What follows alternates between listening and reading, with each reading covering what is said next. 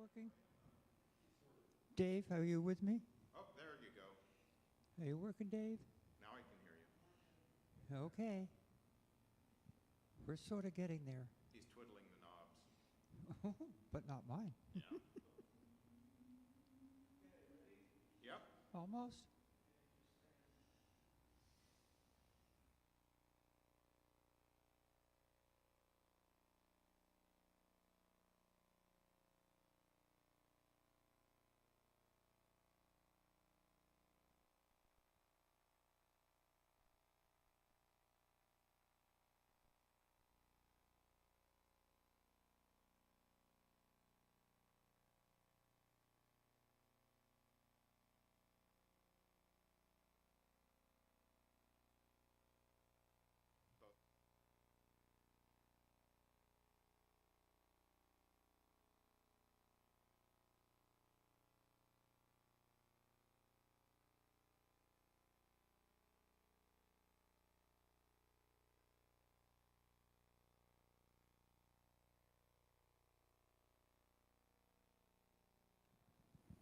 Hello, everyone. Welcome to this season's final Science Sunday.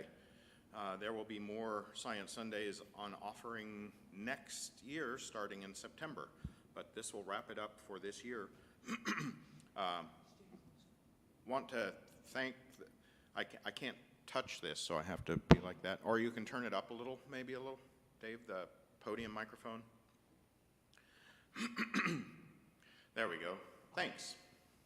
All right, so I want to thank this church once again, the community that is encompassed within these walls and the wider community of like-minded and happy and welcoming people that have invited us for about 13 years now to do Science Sundays.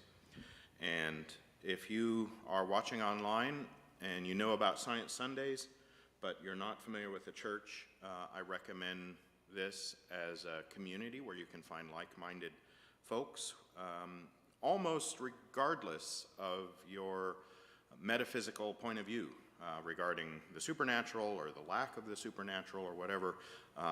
It's a very welcoming, philosophically oriented community here, and I'm sure that you would be welcome. But certainly I want to welcome you here to Science Sunday, the last of the season. I've been doing, for the last couple of Science Sundays that I've been responsible for, I've done talks about consciousness and the brain and some of the relationship to artificial intelligence and how there's this kind of feedback between some of the discoveries coming out of neuroscience that drive literal computer architectures and software architectures that have been built into machine learning and so-called artificial intelligence, but that has also provided feedbacks the other way. And I talked about that a little bit last time, how some of the properties and activities of artificial intelligence systems have helped inform us about some of the ways the brain might plausibly store and process information. So that's been a really delightful feedback loop to begin to understand and explore over the past year as I've been trying to follow some of the technology. But I wanted to wrap up today with a discussion that might seem a bit far afield from science. It arguably has more to do with philosophy than science, but I hope to be able to emphasize some of the science around this question, perhaps in ways that will be surprising to you as we go forward today to talk about the concept of free will. So here are some of the books that I've used to inform this discussion. I've read entirely 3 of these 4 books. I have another book about scholarly essays on free will. I've watched lots of YouTube videos and debates between philosophers and neuroscientists about the concept of free will. So I hope that I'm well prepared for the content today as well as some of your questions, and I expect that there will be some questions. It's a very fraught topic. All right, the first thing I want to talk about is the philosophy. So Epicurus, who was a little bit, I think he was one of the, well, I don't want to say, I don't remember if he's pre-Socratic or post-Socratic, but he's kind of a different school of thought than Socrates and Plato and Aristotle. Epicurus was pretty solidly a materialist rather than a dualist. I've talked a little bit about what that means. And he thought that there were, what existed in the universe were atoms and void. So essentially bits of matter and empty space that the bits of matter move around in. And one of the ideas that he came up with was this notion of the swerve, that atoms might be subjected to random motions, and that those random events happening at the scale of atoms percolated through matter ultimately to imbue us with non-deterministic choice or free will.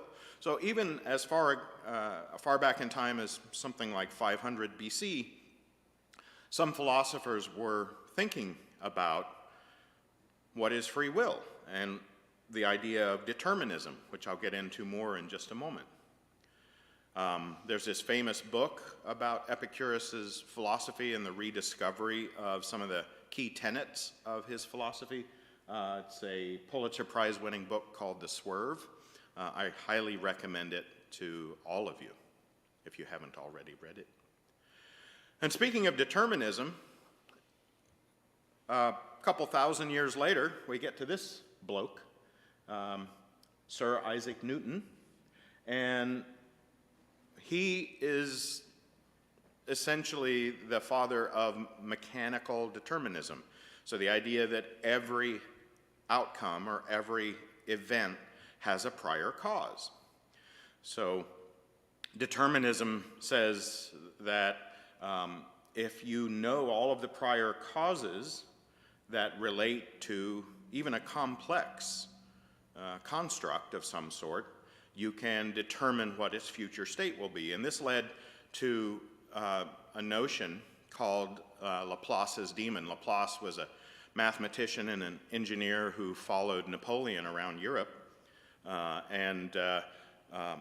He did calculations of trajectories of cannonballs and things like that, you know, that Napoleon and his army found somewhat useful. And Laplace had a conversation with Napoleon that happened in French. I can't speak French, so I'm not going to be able to reproduce it exactly. But it went something like, in the universe there is cause and effect, and if you know all of the causes, you know all of the effects, and you can take that back as far in time as you wish, or you can take it forward as far in time as you wish. And he had this idea that if you knew the state, so in physics, state implies the position and momentum and charge and various quantum numbers, etc., that are related to the entire description of the physical properties of a system. That's called its state. So Laplace said if you knew the state of a system, of all of the particles in a system, including all of the particles in the universe, then you could extrapolate backwards indefinitely to figure out what happened previously and arbitrarily far into the future. And together, this was an extension of Newton's ideas of determinism. And Napoleon apparently said something like, "In this philosophy of yours, I do not see anything about God. Where is God?" And Laplace replied quite cleverly, "There is no room for God in my hypothesis." So that was an interesting conversation that they had about 200 or so years ago.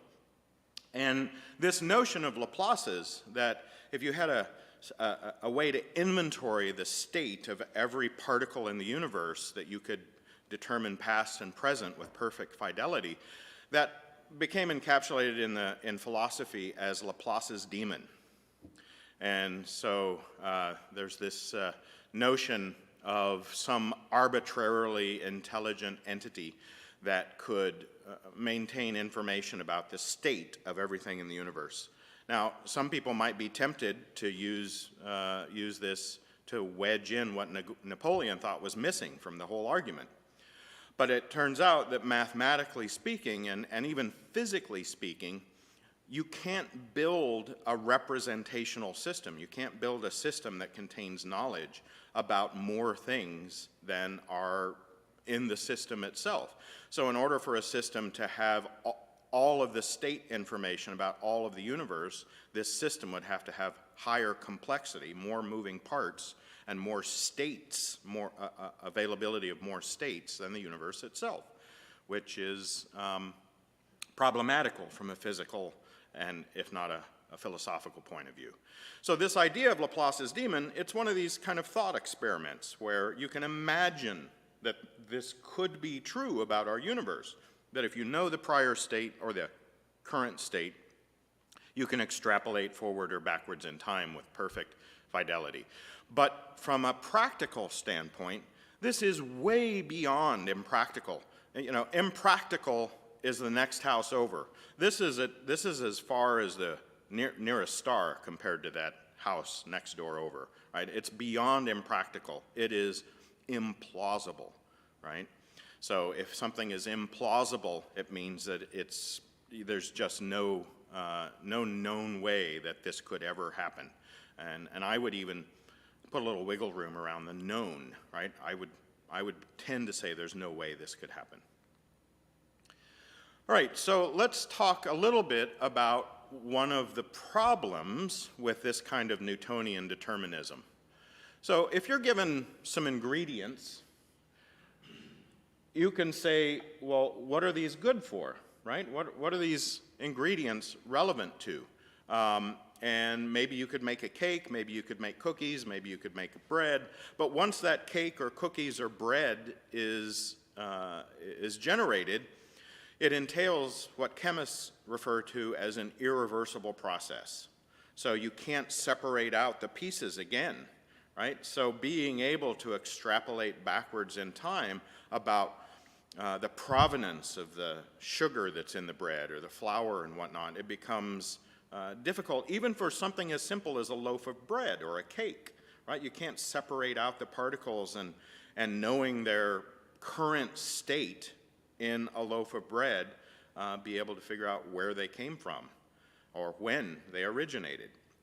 Now, Laplace and other Newtonian determinists might say, well, if you take into account not only the flour and sugar, but also the spatula and the beaters and the oven and the hands and the shopping cart and the car and the store and the delivery truck and the farmers, and if you take into account everything, you might be able to determine the prior history of these components. But in chemistry and in thermodynamics in general, this notion of an irreversible action says that we cannot always just play the tape backwards and figure out what the original inputs were or what configuration those original inputs had.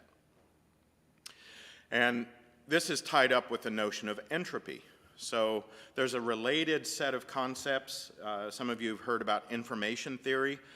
The fields of information theory and thermodynamic entropy have a lot of crossover. In fact, the key formula used to describe and quantify entropy, S equals W log K delta T, or whatever the formula is, that has an essentially identical formula for the entropy of information. And so there's all kinds of interesting philosophy and science that lies behind the concept of order and disorder and entropy and free energy and energy available to do work and stasis, and there's all kinds of complicated concepts. Entropy is such an interesting concept. I've thought about giving a Science Sunday dedicated to it, but I don't think I know enough about it yet. And I have a sneaking suspicion that there's hardly anybody that does. Entropy is such a slippery idea, especially when you start talking about information content. Like, you could look at something you know, one of those QR codes, and to us, to most humans, you look at a QR code and it's just nonsense, right? But if you have the right context for looking at it, then you can say it's information rich. So being able to ascribe information to a system may depend upon the preconceptions and the context of the thing doing the assessment. So it gets arbitrarily complicated. But anyway, this notion of entropy and order and disorder is entailed in the chemical science that revolves around irreversibility. And there are certain computing problems, ones that are called NP-complete. That's just the technical term. It has to do with problems you cannot solve until you run through every example of the possible outcomes to figure out which one works best. The classic example of that is the traveling salesman problem, right? You can't write down an equation that says if a salesman's traveling between 500 different houses in a city, what's the most efficient route to take? You can't write an equation that tells you the answer to that. Instead, you have to simulate it. So you have to simulate many, or ideally all, of the possible variations of the routes, and then pick which one has the shortest total path length. So this idea of entropy and computability and completeness and irreversibility, it's tied up in its own complicated set of philosophical, mathematical, and physical truths about the way the universe works. I want to talk a little bit about randomness. All right, so as we discuss free will, we're going to be delving into topics that entail randomness. One of the times in my own learning about the way the natural world works where I came across the notion of randomness, and it caused me to do a little more digging, is in this meiosis. In meiosis, you'll get chromosomes. So if you're making gamete cells or sex cells, sperm or egg cells, every cell in your body except for the sex cells has 2 copies of every chromosome, right? Unless it's an X and a Y, which the sex chromosomes themselves. And during meiosis, when the particular gamete cell is being generated within a human body or the body of any organism, one of the things that happens is you get genes on each of those paired chromosomes that cross over. In fact, that's what it's called, crossover.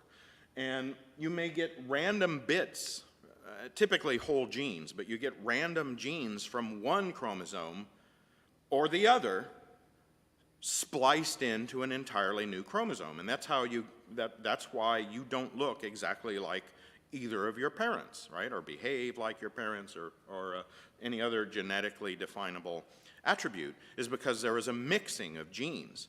And there are billions and billions, endless billions, probably trillions.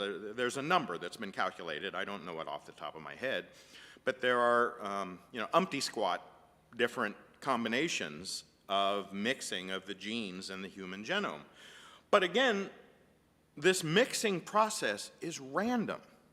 So I asked a biology professor, I said, well, what do you mean it's random? I mean, it's genes, and we can know what the gene is, we know what the chromosomes are. How is it random? I mean, is there a little, like, randomizer demon inside the cell that picks a gene out from here and a gene out? I mean, what does it mean for this to be random? How is it random? What's the root of the randomness? And it turns out that the answer to that is thermodynamics. So there are different molecules within the body of the cell, could be water, could be other components that constantly it's a molecular storm, a constant buffeting of some of the molecules, including the chromosome molecules. And it's this random thermodynamic buffeting that causes the crossover random selection of different genes from different chromosomes. So nature has developed a process that leverages the random thermal noise in cells to drive a recombination activity that is, for all intents and purposes, random. But it is still deterministic, right? It's still a particular water molecule that bumps into a particular piece of a particular chromosome, right? So going back to Laplace's demon, there are still particles, whether they're the size of atoms or molecules, that are being jostled about by the thermodynamic temperature-created noise within the cell that give rise to this randomness. So this is a kind of what's called deterministic randomness. But even this has such a high level of complexity that we have no hope whatsoever, even when dealing with one tiny little cell, of figuring out the deterministic parameters that go into selecting for a particular subset of genes. Right? Have I convinced you of that? All right. Now let's transition into the main topic for today, and that is free will. And we're going to talk about how that relates to physics and randomness as we go through this. So free will concerns human choice. It doesn't involve abstract things like logical contradictions, like you can't be in two places at once. You know, you have one body, and if you're a living body, you can't move in two directions at once, right? You can move your arms in different directions, but your whole corpus you can't move in two. So there are certain logical contradictions that happen because of the structure of the universe and because of Boolean logic and whatnot. So free will certainly can't violate any of that. Joanne was talking about these kinds of things the other day when we met as a group to discuss these. Another is you can't defy physical laws. You can't move faster than light just because you want to, right? You can't jump out of a window and fly just because you want to, no matter how much you want to, right? So free will doesn't allow you in any case whatsoever to defy the rules of the universe. And then there's another weaker constraint, which Joanne brought up, and that is the constraints of social norms and laws. I can't drive faster than the speed of light, but I can drive faster than 65, right? So we have other kinds of constraints on our behavior that are far less binding than logical contradictions in physical law.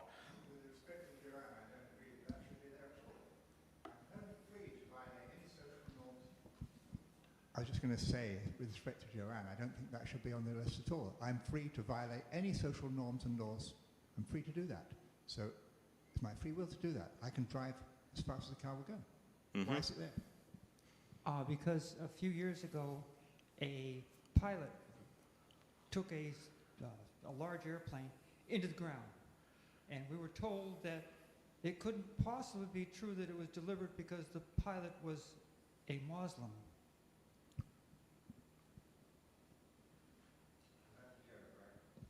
No, that's a fact. Yeah, certain commentators on that event said that there's no way that, that a person with that metaphysical orientation would have made that choice. And it's so common to say, well, you can't do that. It's against the law. Yeah. Yeah. Right, so we do there's a have, constraint there. we do have, although they are constraints to a certain extent, right? We think we have free will to decide how to dress, but we don't dress like Greek philosophers, right?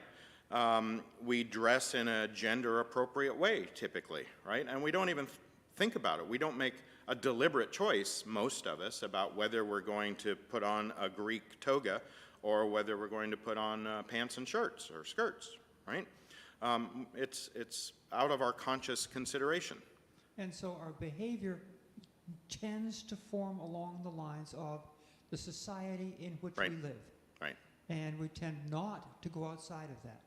So the social norms just sort of hang around with you and define what you believe to be true and what you believe you should and should not be doing. Right. Even though you can violate it. Right, you can certainly violate it. So there's a lot more wiggle room in the third option, but there's no wiggle room whatsoever in the first two.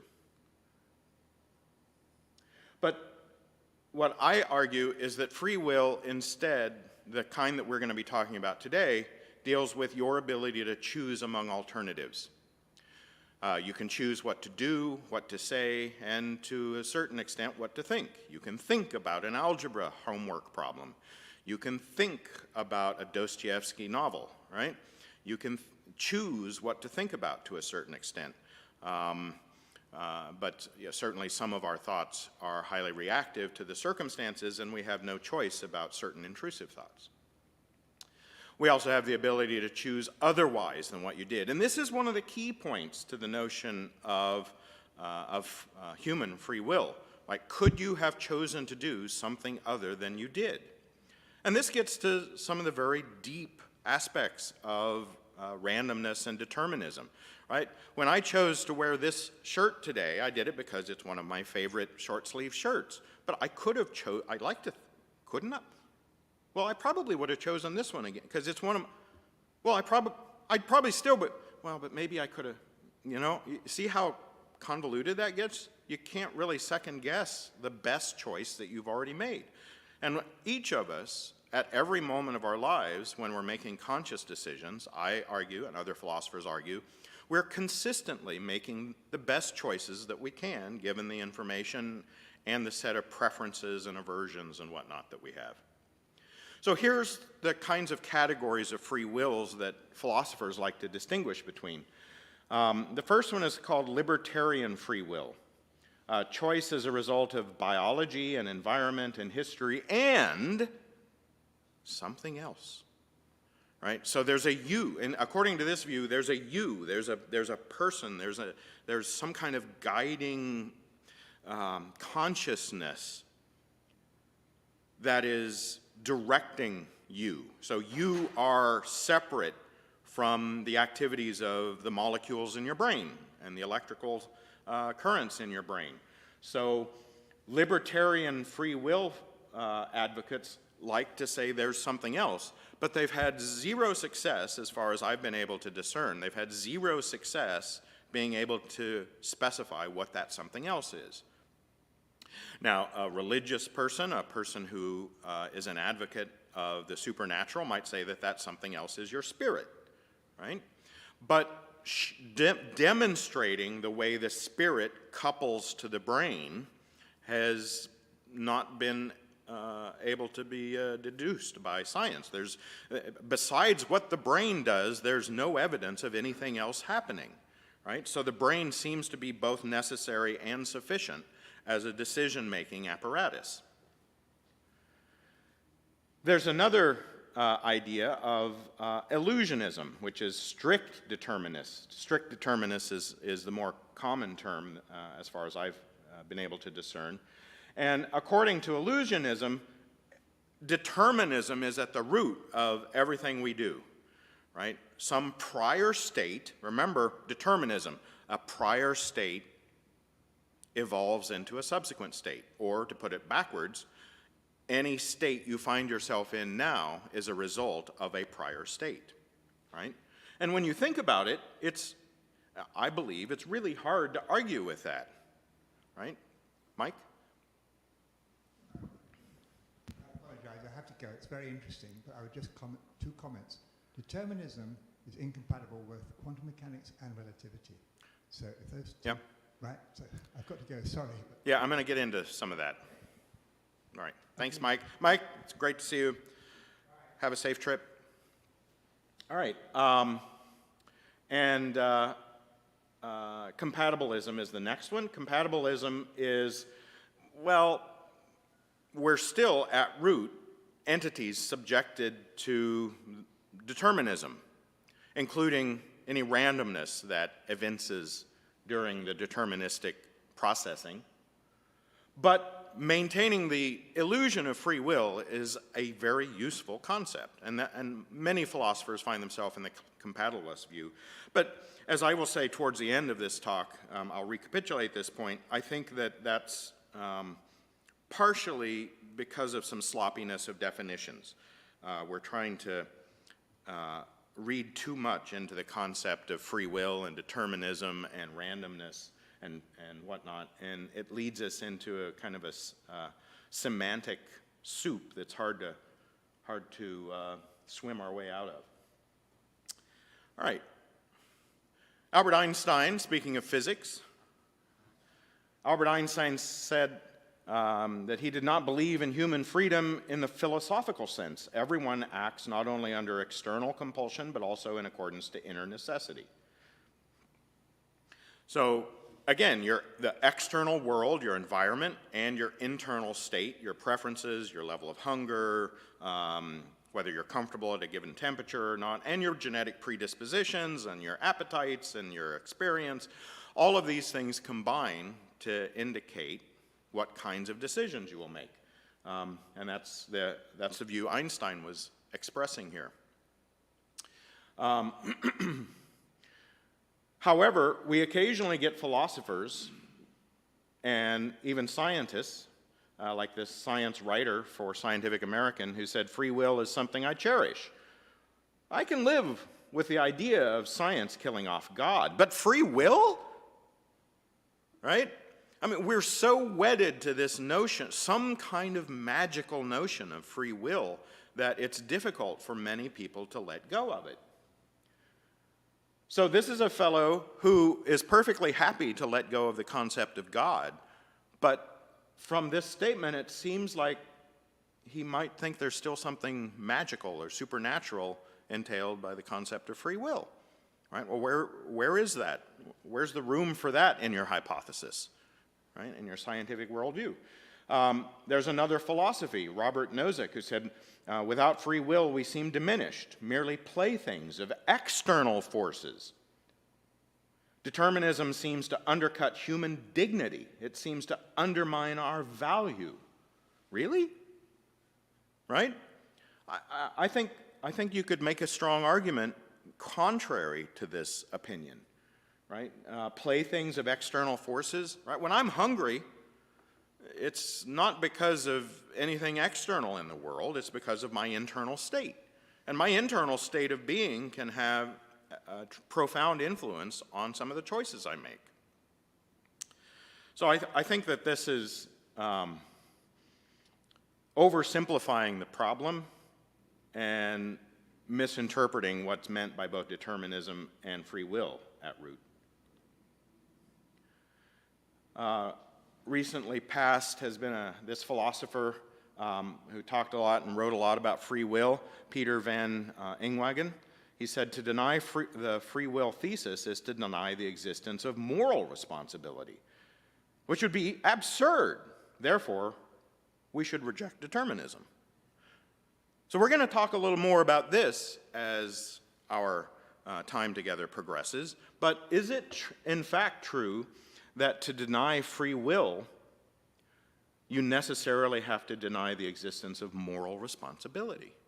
If we are the deterministic outcomes of a deterministic universe, then what does it mean to hold people accountable, or conversely, to reward them for good behavior? I'll talk more about that in a minute. I'm just giving you some perspectives. Dan Dennett, one of my favorite contemporary philosophers, said, is the system fair enough not to be worth worrying about? So the system being, the world in which we find ourselves embedded. Is the system fair enough? Of course. After all, luck averages out in the long run. Well, Dan, this is one of the times when I must respectfully disagree. Right? Do you think people in the inner city have just as much luck as a white Anglo-Saxon Protestant male born in the affluent suburbs? Do you think luck averages out for those folks? So luck has a lot to do with context. It has to do with who you are likely to meet, the kinds of contexts you are likely to operate in, socially, physically, academically. So I think this particular point of Dan Dennett's, although I respect and admire and agree with much of what he says, I think this was a little cavalier and inaccurate. Luck demonstrably does not average out. Prior circumstances and your environment have a lot to do with who you are and the choices you make. It's not just about whether or not you're hungry. It's also about what your options are for food, if any, depending upon what part of the world and what environment you're in. Robert Sapolsky is another deep thinker, and he has admitted that he has lifelong struggles with depression, and he has stated that one of the reasons for his recurring depression is because of his metaphysical position vis-a-vis determinism. So he has a book coming out next fall, and this is a little blurb about it, but this is consistent through all of his writings. In Determined, Sapolsky mounts a brilliant and delightful full frontal assault on the pleasant fantasy that there is some separate self telling our biology what to do. So I think this will be a really good read. But one of the consequences of this metaphysics that he maintains is it's caused him to be depressed. Now, this is a good time to differentiate between the concepts of being able to make decisions, right? You still have the ability to make a decision. I could decide what shirt to wear, or whether to wear a toga or not, right? We still have the ability to make decisions. And a lot of people get trapped in this notion of what's called fatalism, which is, you know, I'm just a piece of flotsam drifting along in life, and whatever will be, right? I have what's called agency. I have no choice. I am not a free agent, right? Whatever is going to happen is going to happen. The universe is a lot bigger than me, so I don't know. What do? Just sit back and let life happen? I don't think any of us are capable of that without a feeding tube. But his view of determinism, I think, and his depression, which is probably not just related to his metaphysics. Again, I can't diagnose him, and I think he's a great guy from what I've heard and read and listened to from him. But I suspect that a portion of his determinism might be rooted in the idea of fatalism, right? That determinism entails for the whole universe a kind of fatalism. And then there's this notion of priming and free will, right? All kinds of strange things have been, you know what priming is? Like a judge who's handing down a sentence will hand down a harsher sentence right before lunch because he's physically, or she is physically uncomfortable. Proven. I mean, judges are supposed to be impartial, right? Let's see, is there another example I have in my notes? There are several, like if test subjects are told that free will does not exist, they're more likely to cheat on a test. More likely. If a person is told that free will does not exist, they're more likely to spike a disliked person's food with hot sauce. They did psychological experiments where they had somebody irritating another person. Hey, what are you doing? Hey, don't sit there, that's my chair, you know, etc. Somebody just being irritating. And they found out that if the object of that irritation was told or primed with the idea that free will doesn't exist, they were more likely to spike the disliked person's food with hot sauce at lunch. Right? However, if you're told that free will doesn't exist, you're more likely to say that offenders warrant less severe punishments. Criminals should be punished less severely. So it kind of cuts both ways. And this is just some of the ways that we can do priming. You know, the color of the room, the temperature of a room, reading a paragraph with certain words in it, and then asking a neutral question. I mean, all the ways that the human brain is plastic with regards to priming are numerous and, frankly, embarrassing. Well, I'd be embarrassed if I were a human.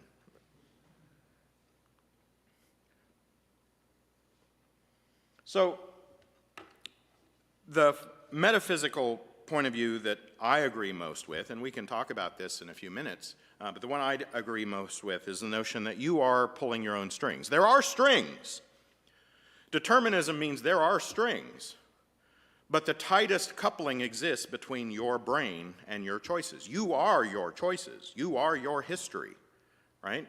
So whenever you make a choice to do something, good or bad, right or wrong, fun or boring, whatever, it's still you making the choices.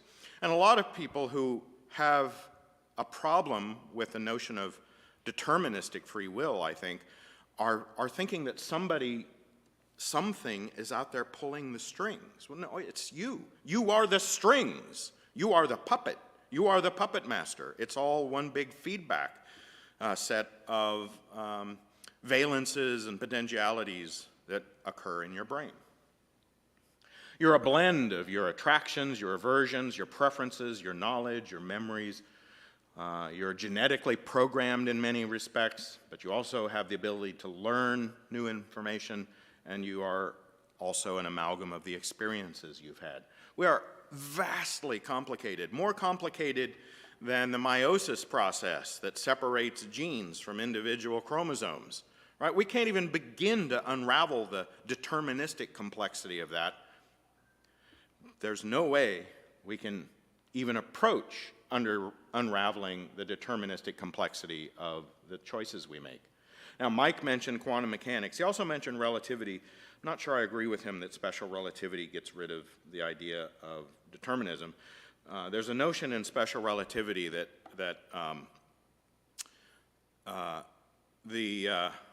simultaneity, so you can have an event and you can have another event, and the best you can do in relativity is to make those events simultaneous, but you can never, according to relativity theory, and all of the evidence for it that has accumulated over 100 years, you cannot make the cause precede the event, right? So you can't reverse a causal order through the auspices of relativity.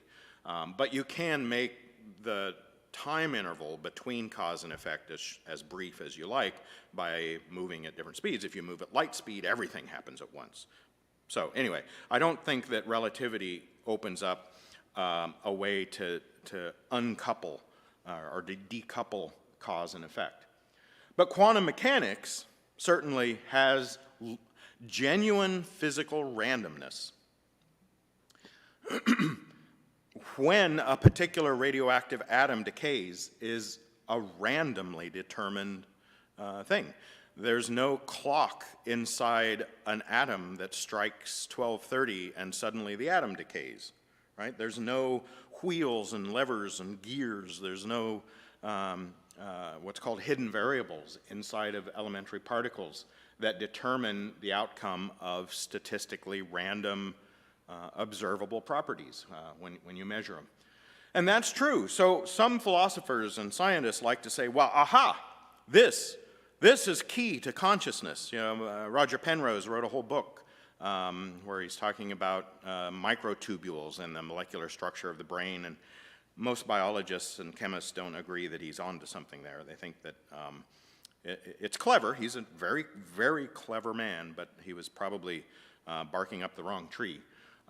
And one of the reasons for that is that the effects, quantum effects, happen at a scale that is minific compared to the size of a cell, and even compared to the size of large molecules in cells.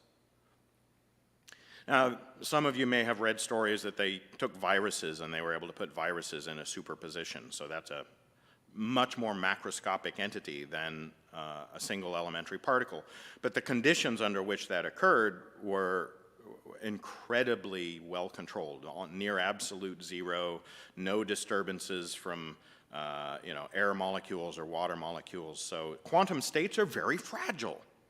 So to see this kind of quantum weirdness happening in the world, you have to prepare the quantum states and the system you're measuring very delicately.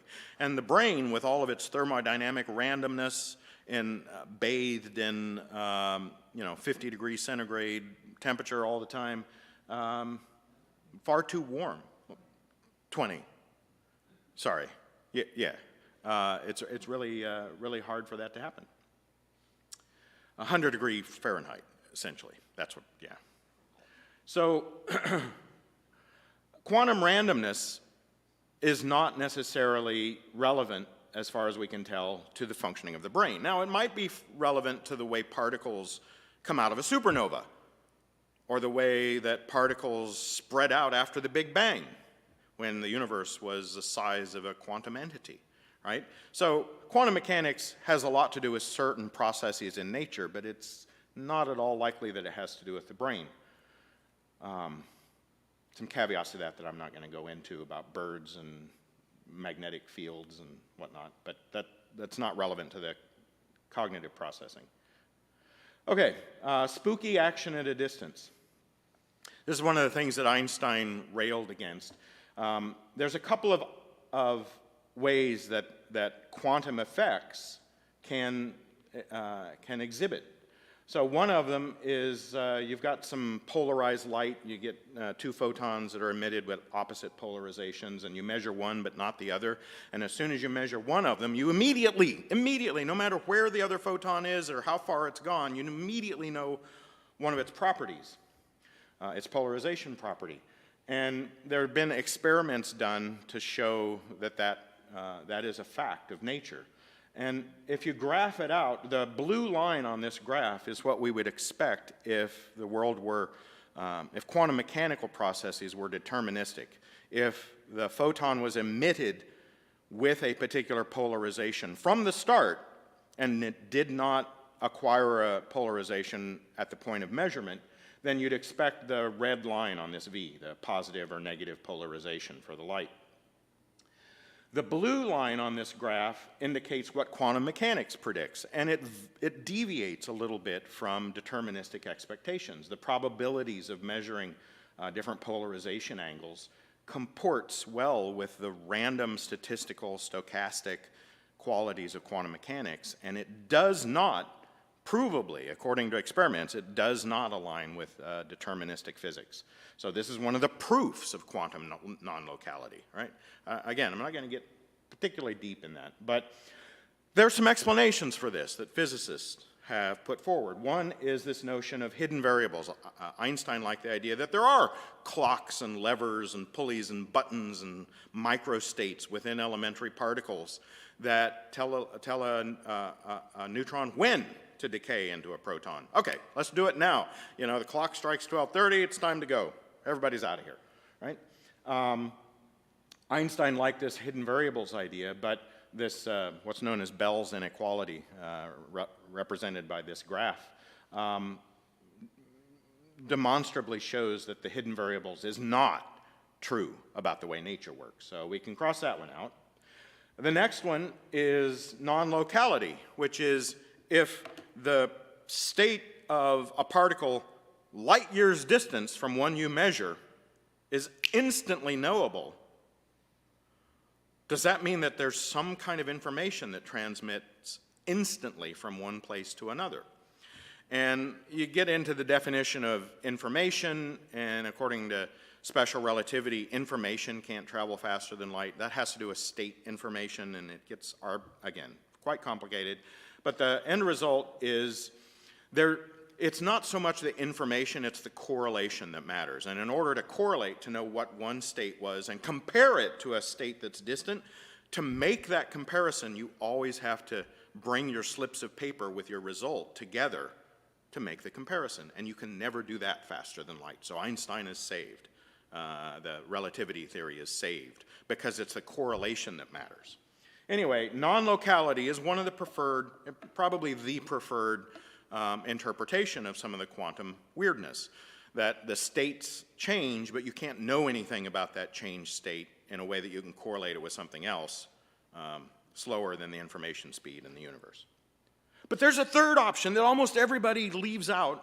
They may mention it in passing, and that is free will may not exist. When you're in a laboratory and you choose what angle to set your polarizer at to measure your photon that's right here, what if you don't have free will in how far you turn that, how far you ratchet that polarizer?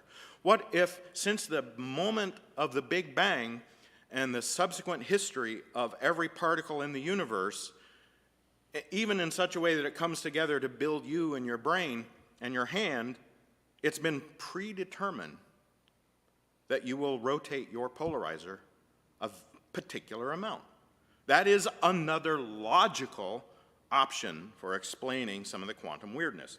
Now, most, probably all self-respecting physicists and philosophers go with the non-locality option. It seems a lot easier to get rid of faster than speed of light correlation than it is to get rid of I have free choice in turning my polarizer. But it is a philosophically and logically possible explanation. I don't have the answer for it. I'm not here to tell you the answer. I'm here to help you think about it. Spooky action at a distance and free will, I talked about that. The assumption of state independence is plausible. In other words, the state of one photon and the state of another are independent. It's only when you measure and look at their correlation that you see them, see that the correlation tells you something interesting about the entire entangled state. I'll let you read that.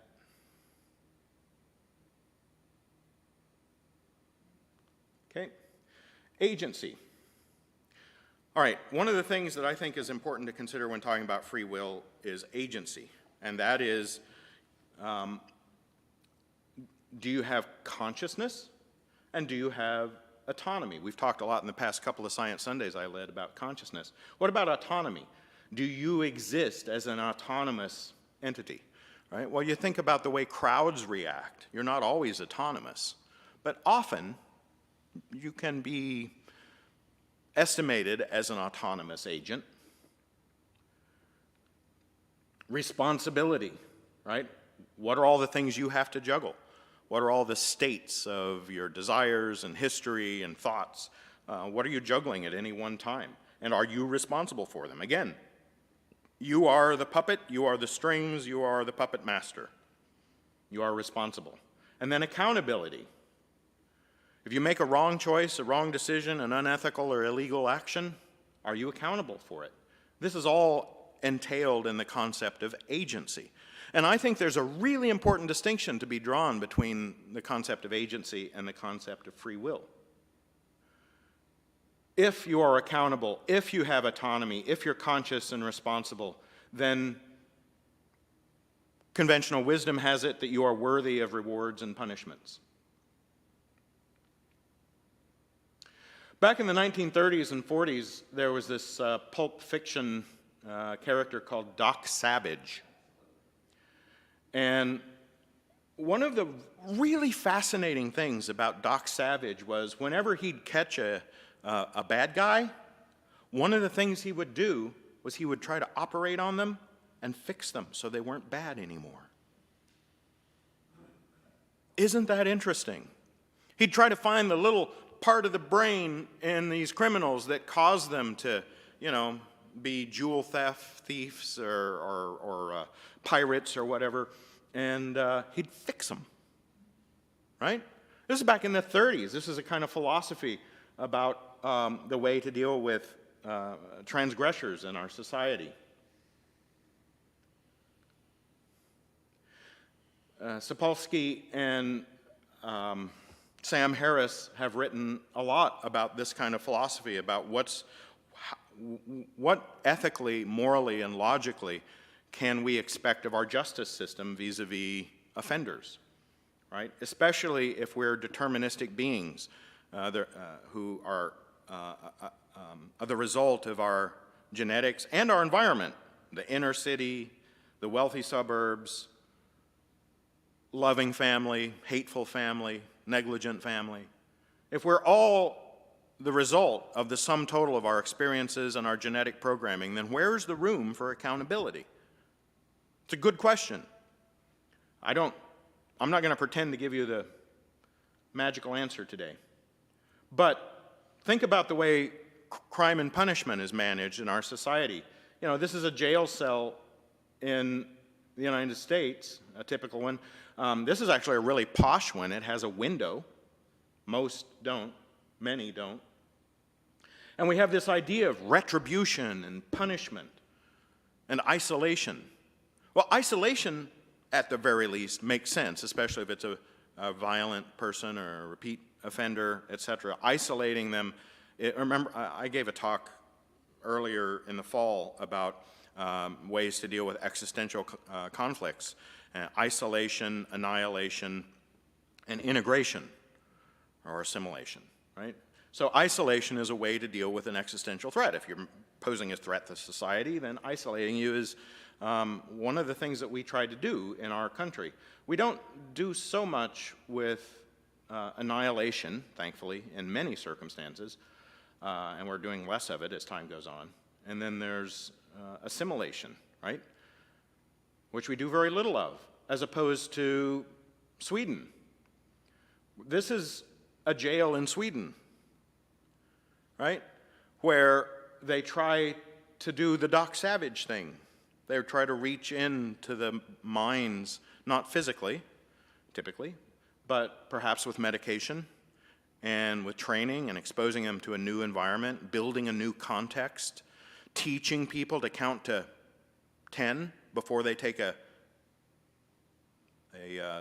planned violent action, right? You can reprogram people.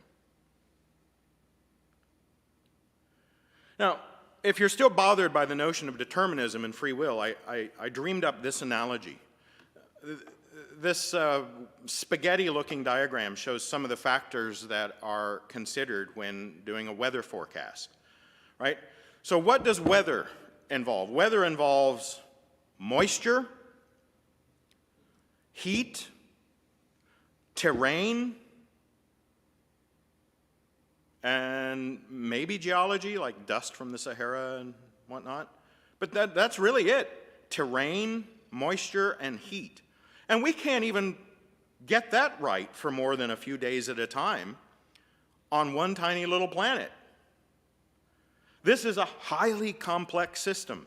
Do you know what the most complex system in the known universe is? It's between your ears. So if we can't make more than a beginning at taking a deterministic approach to the way the weather works, we have no hope, no practical hope. It makes no sense to think about a deterministic approach to the way the brain works, except maybe if you're painting with a big brush. Remember, there's a distinction between climate and weather, right? Maybe there's a similar analogy that can be drawn between disposition and behavior. There's this wonderful thing, conservatives that I came across in my research, conservatives believe more, typically, in free will. Typically, they believe more strongly in the notion of free will. They emphasize things like personal responsibility, picking yourself up by your bootstraps, self-made person. Liberals, on the other hand, well, they're more likely to think about the collective, complex causes. You're a victim of circumstance. You didn't build that. No person is an island. One of these groups says that being transgendered, lesbian, gay, bisexual, queer is a choice. Why the hell did you make that choice of your own free will? Another group says it's part of who you are, whether it's nurture or nature, environment. It's a complicated thing. Human gender, sexuality, sexual identity, gender identity, it's a complex thing. Probably even more complex than the weather, and we can't get that right most of the time. So, well, it's probably clear what side of that particular fence I'm on with regard to this question. And then there's the question of what about artificial intelligence?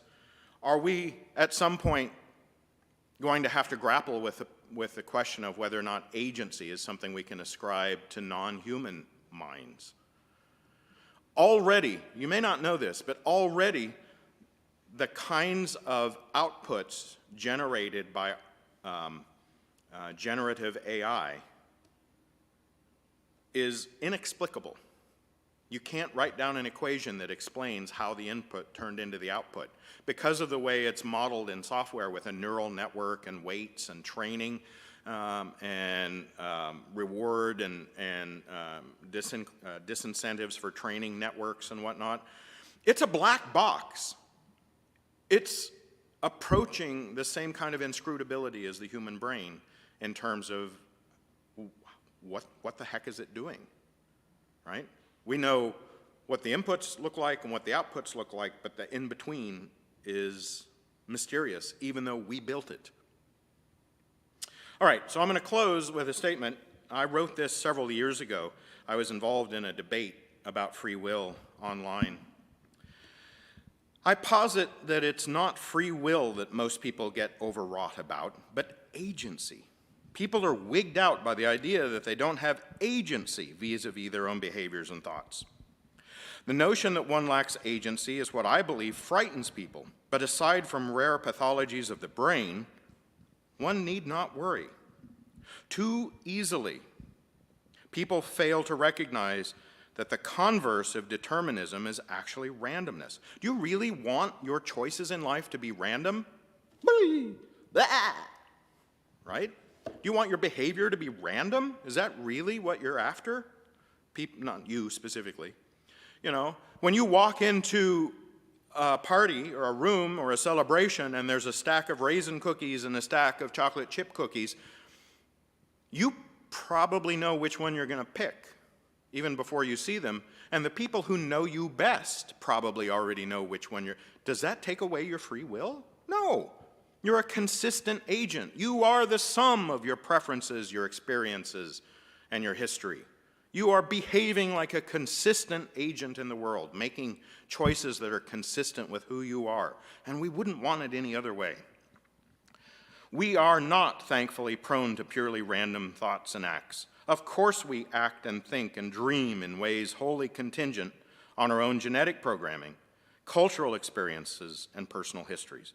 These contingencies make us who we are, but they in no way make us puppets to some other agent, nor to randomness. Each of us, barring rare and unwelcome instances of compulsion or mental illness, is our own exclusive agent, and that's good enough. All right, that's it. Thank you.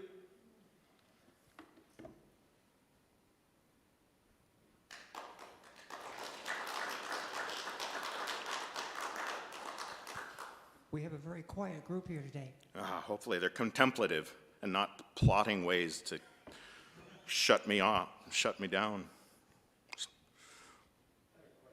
Okay, we got a question back here. Scott, what role do you think that language plays in free will? Humans versus a dog. Humans versus a dog. Well, first I'll just talk a little bit about humans versus other humans.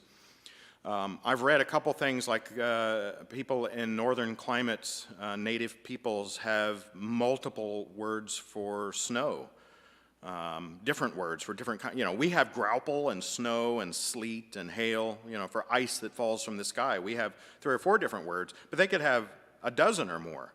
And it helps them distinguish parts of the natural world and think about it and model it in their minds.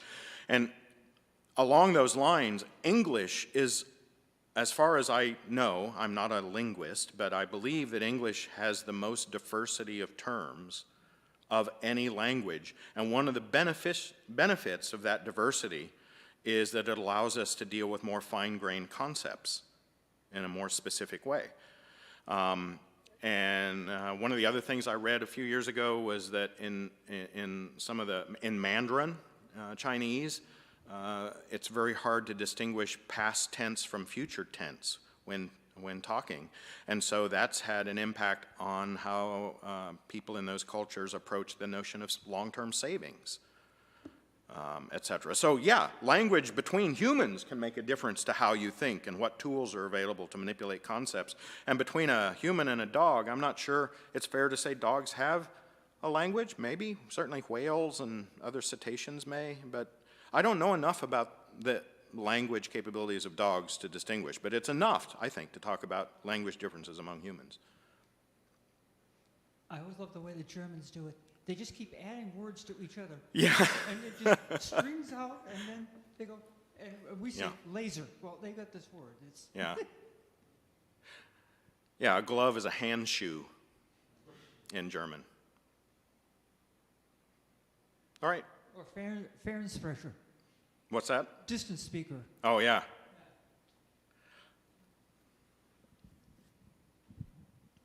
I ran across something once, and they thought that maybe if you get enough stuff together, that consciousness just kind of emerges. Oh, right. I didn't talk about that today. So, and the example I think they gave was if you could hold a water molecule in your Can you hold the mic a little closer? if you could hold a water molecule in your hand, it wouldn't feel like water. even if you had Right. 100 of them or 1,000 of them. I mean, it was like 6 times, 10 to the 19th molecules in a standard drop of water. Yeah, If you get enough of them together, it actually feels wet. And so if you get enough neurons together, it might actually feel like, you're thinking. And yeah, bees and worms, they can have some self-awareness. right. Like you pointed out once, and the more neurons you get together, the more complicated it gets. And maybe that's one of these rules of nature that we don't know about. Yeah, there's a couple of things that your comment makes me think of. One is the notion of panpsychism, which is consciousness is so mysterious and inscrutable that it must be an elementary property like charge or mass or spin in the universe or polarization, that every building block in nature has some tiny amount of consciousness to contribute. And there are some really serious people that take that idea seriously. I'm not one of them. Another idea that brings, not that I'm a particularly serious person, there's another thing that your comment made me think of, and that is emergence. Right? There's a particular type of neuron that's been discovered in the human brain that doesn't seem to exist in any other brain on Earth, and that's a neuron that is capable of doing what's called an XOR, an exclusive. It's really cool. Just recently discovered. Yeah, an XOR logical operation. And by having one neuron that can do an XOR operation, it gets rid of the need to have a complex network of neurons that does this with simpler Boolean operations. So, yeah, there are emergent phenomena like snow crystallizing into a snowflake, but there are also emergent things in evolution where some random mutation leads to a brand new neuron that suddenly gives us a capability for processing in our brains that is not available to any other brain that lacks that particular neuron, even if it had the same mass. So, yeah, there are all kinds of levels of emergence that happen in nature, and none of them is magical. It's just the way nature works. So here's a thought. I don't know if it's a good thought or not, but you were talking in the beginning about in the process of cooking when you had your sugar and everything laid out, that once you blend all of these things together and you heat it up, it changes states that cannot be reversed into what you can't tell. Mm-hmm. You can't reverse them into the states which they previously were with perfect knowledge, Right. is what you were saying. Yeah. And when I was listening to you talking about the molecules that make up the atoms that make up water and the nature of the state of water, it just made me think of the connection between those two things and made me wonder whether or not there's a possibility that there's a state change when you get enough neurons together that can't be reversed and can't be, so it's something new that emerges. Yeah. And I'm talking about this with my experimental psychologist friend who I used to talk about this with a lot, always talking in the back of my mind saying, no, you can't prove that, you just don't know enough. But that's a new thought for me, that there may be a state change that you just cannot explain in this. Well, like this new neuron, right? It allows for a completely different kind of brain to be constructed in nature that no other organism, as far as we know, has ever constructed. Yeah, talking about that, there was a show the BBC put on years ago about evolution, and one of the things they said, there's little fish and things floating around, but at some point they developed memory, and they knew not to go near certain things, and that's part of the evolution of coming to us. Yeah, so in my prior talks, I'm not going to belabor this, but I've talked about how even a single-celled organism can respond to its environment and form, I use the term loosely, memories about spatial gradients as well as temporal gradients.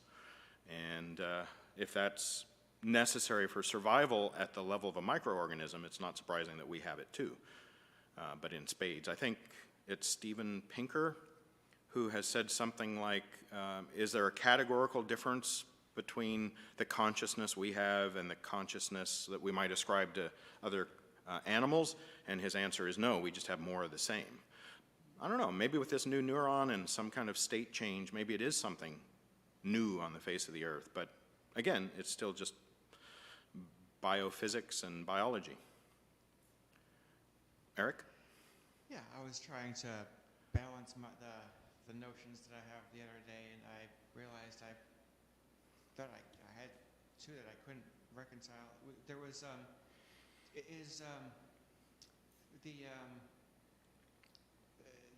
multidimensional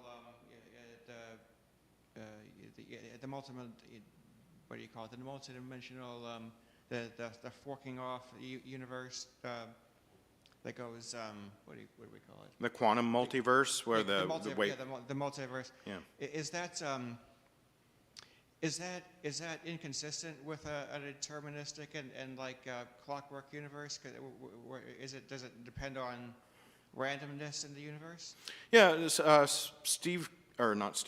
Sean Carroll, the physicist and philosopher, has written and talked a lot about these notions. He's a big notion of Everett's many worlds interpretation of quantum mechanics, and we could talk more about that in the future. But the key point is that according to Sean Carroll and others who believe similar things, there is one wave function, one quantum wave function that describes the whole universe. And when we pick off little parts of the universe, like an electron in a vacuum chamber suspended in a delicate magnetic field, we're largely isolating a little blip in that giant wave function that describes the universe. And the interesting thing about quantum wave functions is they are entirely deterministic. There's nothing random about the description of a state of a quantum system, right? When you describe the state of a hydrogen atom or a decaying neutron, the state equation that includes the wave function or the matrix, the Hilbert matrix, however you want to formalize it, that contains all of the information relevant to that system. But one of those pieces of information is that some of the measurements you will make on that system will have a randomly determined outcome. But the state is predetermined. So physicists like that draw a distinction between what really is justifiable as being deemed the state of the system. The wave function is fully deterministic.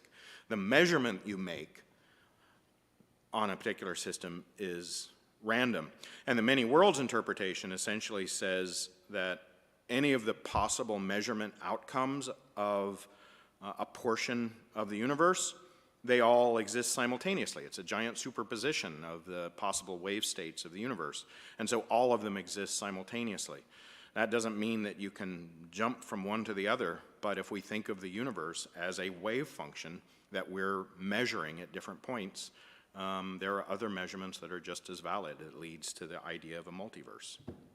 Are we then suggesting that the initial state of our own universe is, once it occurs, that everything else is determined there instantly? That it's not random, it's immutable? Well, there certainly is randomness in nature due to quantum states that become measurable. There's another idea in quantum mechanics called decoherence. And decoherence is when a delicate quantum entity interacts with a larger system such that its quantum properties become smeared out, that become indeterminate. And quantum randomness is a real thing in our universe. It may have been relevant at the Big Bang. It's probably relevant in the particular trajectories of particles that come out of the cores of stars and during supernovas and whatnot. So there is real randomness in our universe, but relevant to free will, again, I posit the question, do we really like the idea that our decisions are random more than we like the idea that they are determined by our prior genetics and preferences and everything? Why do you jump all the way to random? Isn't there an intermediate state? That's interesting, yeah. Chaos, I didn't talk a lot about it, so when I talk about weather, chaos theory deals with physical systems that are so complex that tiny little the butterfly effect, you've all heard of that, right, vis-a-vis climate. The brain is a butterfly effect writ large, right? So yes, there's certainly chaos that happens. When an epileptic person has a seizure, it's random nerve signals in the brain that cause the signal. But that's a different kind of randomness than quantum randomness. It's probably more akin to meiosis, when you get jostling water molecules that happen to separate bits of genes from one chromosome or the other. It's completely intractable in terms of calculation, but it's probably a thermodynamic randomness, which is different than a quantum randomness. In principle, thermodynamic randomness is tractable or calculable. I don't know. I don't like, again, I think that takes us too far down the road of saying, oh, well, then it's possible. No, it's not possible. You'd have to have a computer bigger than the universe, right? Which is tricky. It is, yeah. All right, we're 15 minutes after. I'm happy to stick around for a while as we wrap up, but we need to close down the video stream. Thank you all for joining us this year for Science Sunday. We will see you again in September. And keep an eye on meetup.com for the Prairie State Humanists. I may have a telescope viewing, probably I have a telescope viewing at my house, or here, I'm not sure which, at some point this summer. Thank you all. Take care. Thank you.